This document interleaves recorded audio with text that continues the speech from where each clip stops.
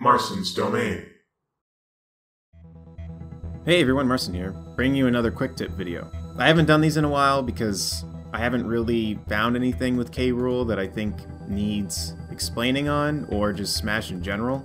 But I did realize something, and it has to do with gut check. Now, gut check, if you don't know, you can use it as a counter and a reflector, and it obviously has its uses, but I wanted to make this video because I've realized the way that I go about thinking to use this move, I'm making it way harder than it needs to be.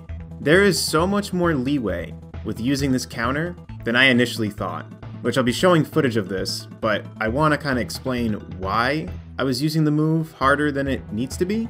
And that's because the games that I grew up on, like Donkey Kong Country and Mario Bros and stuff like that, I've always dealt with tight timing. It was always the more frame perfect you can do something, the better. So I kind of grew up just playing games that way. Even if there was some leeway, I don't even think to use it, because the way I think of stuff is it's do it as fast as you can and do it the best you can. So even if there was leeway in some sort of obstacle, I didn't care. And I realized that's what's happened with gut check for me. There are so many times where I know someone's going to use a projectile and I miss the counter because I'm trying to get it almost frame perfect. When, first of all, the frames don't even come out frame 1 when you use the counter. So by doing that, I'm already making it extremely hard because I have to time it perfectly to where it comes out on the frame, on the first frame that the reflector actually comes out on. When in reality, you can use it preemptively and just let it linger and you're still going to reflect the projectile. And I'm sure I'm going to get a comment of someone saying, wow, how did you not think of that? Or how did you not know that? I've been doing that since day one. Well, awesome. I haven't been, because that's not how I play games. So I wanted to make this quick tip video because, for one, I think it's important to know that that move lingers, even if you already knew it, because I knew it too. I knew it didn't have to be perfect, but my brain just did not think of the move that way. Now, obviously, the faster you react to using the reflector, the harder it is for the opponent to react to the projectile getting reflected. That's the only downside. If you let your reflector linger for a really long time and then hit the projectile, your opponent has more time to go, oh, it's gonna get reflected.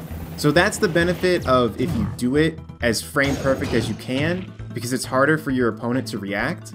But for a lot of scenarios, if you're decently close to the opponent and you use the lingering technique, I highly doubt they're gonna react to it. And even then, I mean, maybe they would be reacting to it regardless, because they're gonna expect you to reflect something. And the other thing that I want to mention real quick is a lot of people have realized that the reflector only works on K-Rule's belly, so they'll short hop and then use a projectile.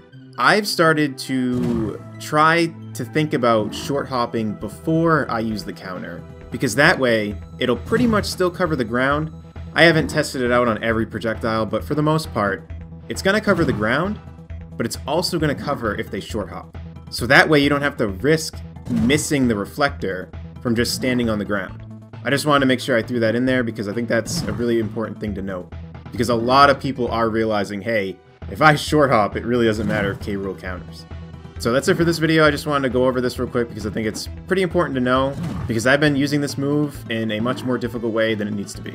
So that's all I really have to say about this. Let me know in the comment section down below what you think about all this. Does this help you? Have you been doing it already? Let me know in the comment section down below. If you enjoyed this and want to support my content, feel free to subscribe. And until next time, I'll see y'all later. Take care, everyone.